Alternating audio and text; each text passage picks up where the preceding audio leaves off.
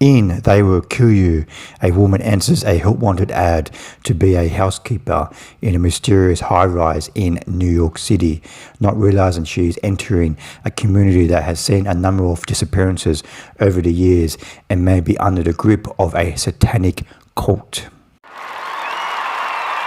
They Will Kill You is directed by Kirill Sokolov, and he has directed films such as Why Don't You Just Die and No Looking Back.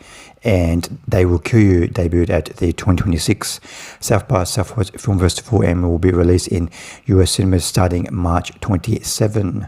If you've ever dreamt of watching a movie with Heather Graham's eye, decapitated eye, wandering around a high-rise building, spying on guests in the hotel, or you've ever dreamt of seeing a movie with Patricia Arquette with a decapitated pig heads on her head, which is possessed by the devil, and using it in the fight scene, then this is the movie. This is the movie for you. In They Will Kill You, Zazie, Beetz, and Myha'la, they play sisters, and they grew up in a abusive home. Their father is quite abusive, and when they were teenagers, they eventually run away from him, but he catches up with them, and Zazie Beetz, she shoots him with a gun, and she ends up in prison, and unfortunately her little sister Myha'la ends up back in the custody of their father. Fast forward 10 years later, and Zazie Beetz is out of prison, and she finds out the location of her younger sister. She's working in a mysterious high-rise building in New York City as a housekeeper. But we soon realize very quickly in the film that everybody who is staying and working, or most of the people who are working in this high-rise building, are not the living. They are the undead. They are the immortal, and they periodically sacrifice humans to keep their immortal lives. They Will Kill You is not a totally successful mishmash of horror and action, and it's kind of like a Temu version of Kill Bill. It takes its inspiration from Japanese samurai films and westerns and blaxploitation movies, and kind of gels everything together to make this kind of like sometimes successful, sometimes uneasy mix of horror, action, comedy.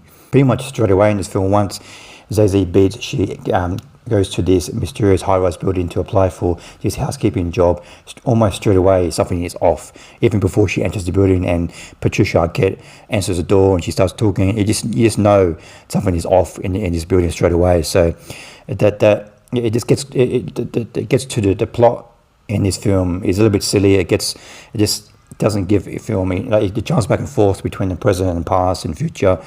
And it so quickly gets into the silliness. I think it would have benefited from a bit of more of a slower start. That said, this film is a bit of a kitchen sink.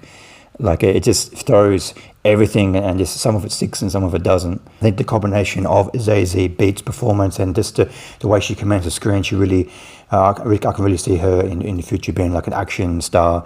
And so her presence, her performance, combined with just the craziness, so many crazy things happen in this film, that I think that alone is enough to recommend this film, because it is trying to be different. It is trying to do crazy stuff. So I think in that alone keeps the film mostly entertaining. But for me, this film has the detriment of being released so soon after the sequel, Ready or Not 2, and that has a similar plot. This film is very widely different in its style and its execution, but it has a very similar plot. It's about the rich and satanic cults and the poor, and so it has a similar plot to that. But I think this film is probably a little bit better than Ready or Not 2, because it just tries to be something a little bit different, and it's a little bit more unique. For me, the action in this film starts to get a little bit monotonous as the film goes on.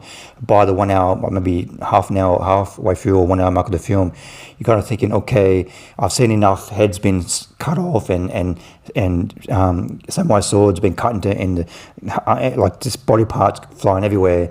That is okay. What else do you have? What other cards do you have up your sleeve? Like, we've seen enough violence in this film. Is there anything? Do you have anything else in this film? You will chuckle. Of course, comedy is subjective, but in this film, you will chuckle a couple of times. There are a couple of amusing lines, a couple of amusing kills and violent things that happen in this film, but they're not particularly something that you will remember a couple of weeks after you've seen the film. So it just doesn't go hard enough with the violence and the originality and the comedy.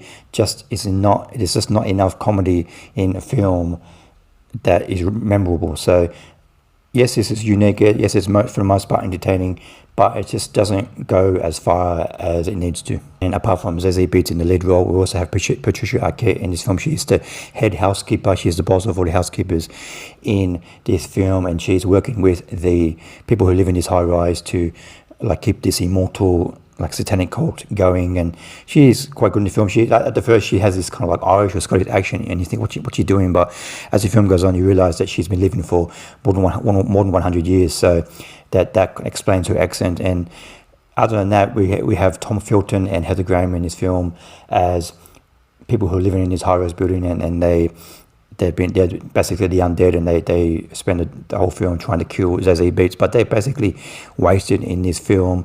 They basically just every scene I want to kill Zazie Beetz. They don't really get a chance to create memorable characters in this film. I give They Will Kill You 3 stars out of 5.